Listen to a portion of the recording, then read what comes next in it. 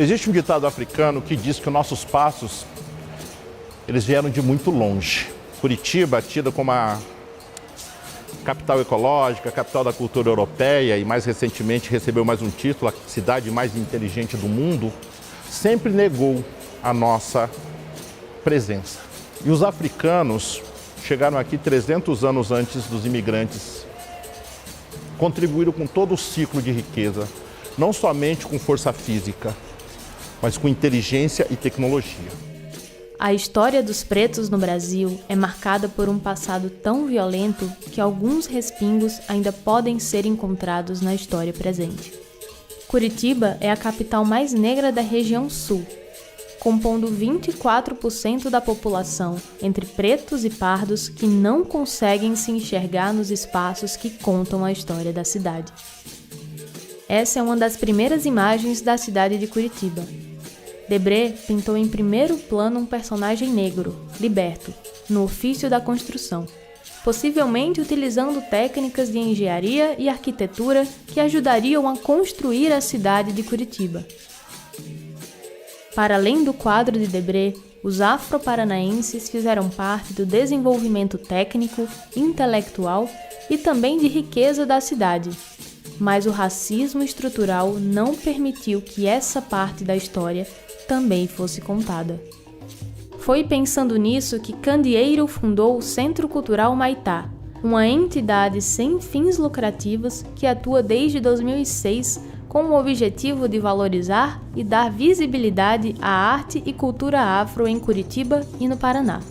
Além de um projeto de valorização de cultura, o Centro Cultural Maitá também tem uma editora própria, que já publicou mais de 18 livros de afro-paranaenses, ganhou o Prêmio Pablo Neruda de Direitos Humanos e criou o projeto Linha Preta, que reconstrói a história de Curitiba para que ela não seja contada apenas pela ótica do colonizador. A Linha Preta, ela surge de uma necessidade, de uma urgência. Qual é a presença negra em Curitiba? Se essa presença é tão forte, onde é que está essa história? Quem escreveu? E começamos a fazer o garimpo. Pesquisar tudo o que se falava de história do Paraná, os maiores, dito intelectuais paranaenses e curitibanos, e a gente encontrou muitos fragmentos, muitos subsídios. Então a Linha Preta começa primeiramente com esse cortejo dos batuqueiros da Fonte da Memória, e aí depois nós vamos estudando, vamos conhecendo ela, vamos conhecendo a cidade de Curitiba para poder responder à violência do racismo estrutural, do racismo institucional. O Linha Preta ganhou ainda mais força em 2015, quando Candeeiro teve contato na Universidade Federal do Paraná com o COPENE, Congresso Brasileiro de Pesquisadores Negros e Negras, que fez com que o trabalho fosse intensificado. Essa trajetória ajuda a pensar que a luta não é só das pessoas pretas. O racismo é uma ferida que sangra em todos nós. Ele precisa ser combatido por todos os dias. Uma vez eu conheci um quilombola, professor Hilton. Ele é de Guaraqueçaba, lá do quilombo de Batuva, aqui em Paranaguá.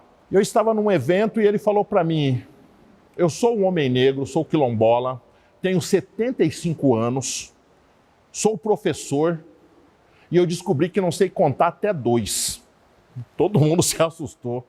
Aí alguém perguntou: por que, professor? Eu falei: eu milito há muitos anos, em todos os lugares que eu chego é sempre o primeiro negro, é o primeiro encontro, é o primeiro seminário, e a gente nunca vai para o segundo seminário, a gente nunca traz mais uma pessoa, O pensamento africano tem outro pensamento, uma outra filosofia africana que é o Ubuntu, que diz que junto nós somos mais fortes, mas parece que cada vez mais a gente tenta pegar a luta coletiva e individualizar ela. Parece que é a luta de um. Não. A nossa luta, ela é Ubuntu, é a luta de vários. E foi pensando sobre a luta de vários que Andresa Serpejante fez sua dissertação de mestrado em História pela UFPR.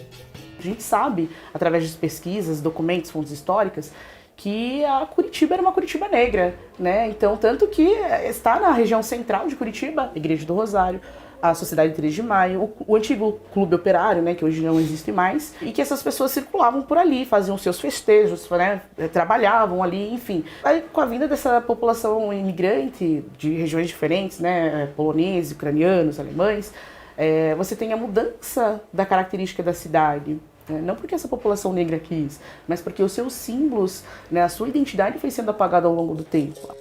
O apagamento aconteceu também em símbolos sagrados, como a Igreja do Rosário e de São Benedito, que apesar de ser fundada por irmandades negras, a pesquisa feita por Andresa não localizou em nenhum momento da história a convocação dessas irmandades para participação no debate sobre o que deveria ser feito no seu próprio espaço. O nivelamento da rua ao lado da Igreja do Rosário, conta-se, né, nos jornais da época, que prejudicou a estrutura da igreja. Fazer alguns reparos já não era mais a solução. Então, nos jornais do início do século XX, se faz um debate entre a elite local do que fazer com a igreja. Se uma vez que não dá mais para derrubar, não dá para reformar a igreja, não dá para fazer pequenos reparos. Então, começa-se uma discussão entre a elite da cidade do que fazer. E aí, em nenhum momento, a gente observa isso, né, as fontes não trazem essas informações, a gente não encontrou isso, né, durante a pesquisa. Em nenhum momento encontrou informação de que a Irmandade do Rosário de São Benedito foi convocada para um debate do que fazer com a igreja. Como que pode fazer essa reforma. E aí é um debate entre a elite da cidade. O que fazer com ela? E essa mesma elite decide que não dá para fazer pequenos reparos e sim tem que derrubar. E aí eles decidem derrubar a igreja e construir a Igreja do Rosário com outras características. E me parece, né, que você não tem a participação das irmandades nessa discussão, nem de pessoas que eram da Sociedade 3 de Maio, que faziam parte da Irmandade do Rosário e de São Benedito, nessa discussão do que fazer com a igreja. Isso não aparece em fonte nenhuma, né, até o presente momento. E a igreja reconstruída entre 39 a 1945, com outras características, e ela aparece também nos jornais da época com outras intenções, sem citar a presença da Irmandade Negra, sem citar, por exemplo, que a igreja foi criada e foi fundada por duas Irmandades Negras da cidade. Para não esquecer as histórias dos antepassados que estiveram aqui antes de nós, a Festa do Rosário acontece desde 2009 e em 2014 passou a fazer parte do calendário oficial de Curitiba, celebrando a lembrança da população afro da cidade. A festa do Rosário, a lavação, a lavagem das escadarias, hoje ela desce as ruas da igreja para homenagear também essas pessoas, as irmandades, homenagear também aqueles que se foram, homenagear os presentes, rememorar a história da população negra de Curitiba, na cidade. Passando por todos os pontos de presença negra, então pela Praça Tiradentes, onde você tem as árvores que foram plantadas, né, pelos ancestrais, ali pela população negra do período colonial, que hoje representam a memória da população negra na cidade, do Pelourinho de Curitiba, né, enfim, por vários pontos que a gente reconhece essa presença, né, que a gente rememora essa presença. A rememoração da presença e valorização africana também pode ser vista em outras iniciativas dentro da própria UFPR, como é o caso do Grupo Ereiá, que promove atividades relacionadas a estudos, pesquisas e práticas interseccionais para focar em experiências educacionais que ocorrem em espaços escolares e não escolares. Ele nasce nessa perspectiva da organização de um trabalho da pós-graduação e da graduação com foco em ERER, que a gente chama, né? Educação para as Relações Étnico-Raciais. E ele tem dois fios condutores, que a gente chama. Um que é a discussão sobre infâncias e relações raciais e o outro mulheres negras na educação. Não é usual, a gente ainda não vê esse movimento da educação acontecendo, embora a gente tenha leis, né, que obriguem. Eu sempre, quando eu falo com as professoras, eu falo, gente, a palavra obrigatório nessa legislação não é à toa, porque se ela deixar pela boa vontade, pela espontaneidade, não vai acontecer. Então é obrigatório que toda educação, desde a educação dos bebês até o ensino superior, ela trate das relações raciais, a gente entenda o que está acontecendo, porque o Brasil ele só é forte, tão forte assim o racismo, porque foi construída uma falsa ideia de democracia racial no Brasil. Então a gente tem que desmontar essa ideia para reconstruir outra. E onde que a gente faz esses processos que são cognitivos, que são reflexivos? No âmbito da educação. A lei citada pela professora Lucimar é a Lei Federal número 10.639, que desde 2003 estabelece a obrigatoriedade do ensino da história e cultura afro-brasileira e africana em todas as escolas do país, desde o ensino fundamental até o ensino médio. O trabalho feito pelo Grupo Ereiá desenvolve a valorização da cultura afro-brasileira, preparando professores e inspirando alunos a sentirem orgulho da sua cor de pele. E a literatura é uma via muito importante para desconstruir isso que as pesquisas estão chamando de estresse tóxico. As crianças muito cedo, eu tenho pesquisas que pegam crianças com 2 anos impactadas pela imagem que vê no espelho. Elas não querem ter aquele cabelo, elas não querem ter aquela pele e pensam que é você olhar para o espelho e não se reconhecer, o que isso afeta, né, o seu desenvolvimento. É a nossa tarefa. A gente sabe que é muito difícil zerar o estresse tóxico numa sociedade racista. A gente vê notícias, isso nos impacta, as crianças veem notícias, isso impacta a vida delas, mas a gente quer trazer para elas ferramentas que elas possam acionar diante dessas notícias e desses impactos que o racismo produz nelas, para que elas trabalhem com essas ferramentas e possam olhar para o espelho. O colega te chamou de feia porque você tem aquele cabelo? Ok, isso dói, mas eu tenho que ter outras ferramentas. E aí a literatura, a brincadeira, porque a gente trabalha com as crianças também a partir das linguagens da infância, né? Nós não vamos pegar uma criança de 2, 3 anos e falar, olha gente, o racismo é assim assado. Não, a gente quer dizer para elas da alegria de ser o que é, né? De ser da cor que tem, do cabelo que tem, das histórias, né? E da ancestralidade. Então a gente trabalha nessa perspectiva. Em uma sociedade racista, não basta não ser racista. É necessário ser antirracista. O que é para você consciência negra? Consciência negra. Consciência negra para mim, menina, é lembrar do legado dos meus antepassados. Primeiramente, a memória. Que se eu estou aqui, se eu posso falar, muitos fizeram essa caminhada. Como eu comecei a minha fala, os nossos passos vêm de muito longe. É saber que a minha história é a história de reis, de rainhas. A consciência negra é quando a gente tiver a possibilidade de todas as pessoas negras serem o que são, né? Não serem medidas pela cor da pele, pelo tipo de cabelo, pela sua história. É você ter consciência de que o país que nós vivemos, né, o que nós somos, ele tem ali na sua ancestralidade, no seu passado, a história da população africana, né, e a população afro-brasileira. Está na nossa linguagem, na nossa cultura, nos nossos costumes. É preciso ter consciência negra o ano inteiro para que a sociedade enfrente o racismo até suas raízes estruturais. É preciso reconhecer e valorizar as histórias dos afro-brasileiros do passado e do presente e, sobretudo, reparar erros históricos com políticas que promovam a igualdade racial.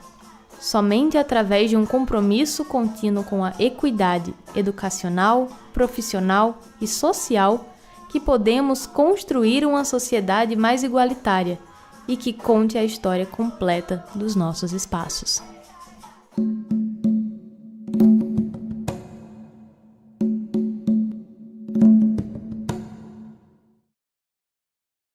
Afro-curitibanos amam a sua cidade.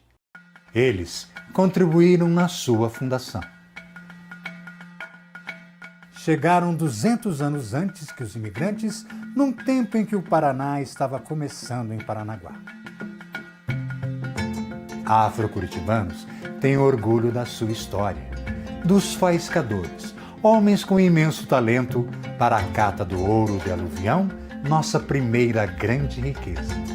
Dos lanceiros negros, que Garibaldi dizia serem os mais bravos guerreiros e que deixaram de herança a congada da Lapa. Dos afro-curitibanos que venceram os campos para fundar Guarapuava. Afro-curitibanos descendem de pessoas que abriram os mais belos caminhos. Homens e mulheres que subiram a Serra do Mar, o caminho do Itupava e a Estrada da Graciosa. Homens que desceram a mesma serra, criando uma das 10 estradas de ferro mais bonitas do mundo. É um afro-curitibano que está na primeira imagem de Curitiba. Um homem livre na aquarela de Debré. Trabalha pedras que vão construir uma casa, uma igreja, uma cidade. Afro-curitibanos fundaram o 13 de Maio, o segundo clube social negro mais antigo do Brasil. Um afro-curitibano foi considerado o primeiro cartunista do Brasil.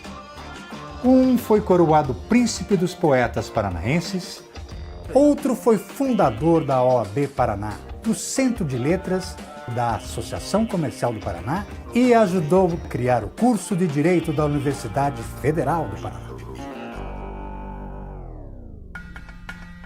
Afro-curitibanos prezam pela tradição. Todo dia 20 de novembro, lavam as escadarias da antiga Igreja do Rosário dos Homens Pretos de São Benedito, e que já foi a Igreja Matriz, enquanto homens pretos e livres erguiam o que hoje é a Catedral. Um capítulo especial diz respeito a afro-curitibanas.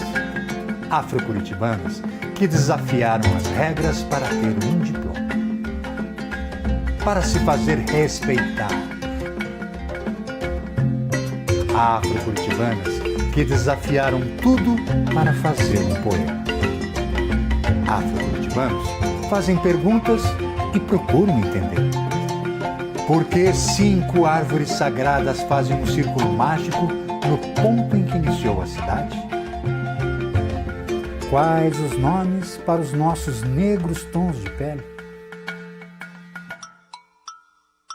Tem um afro-curitibano nu no meio da praça.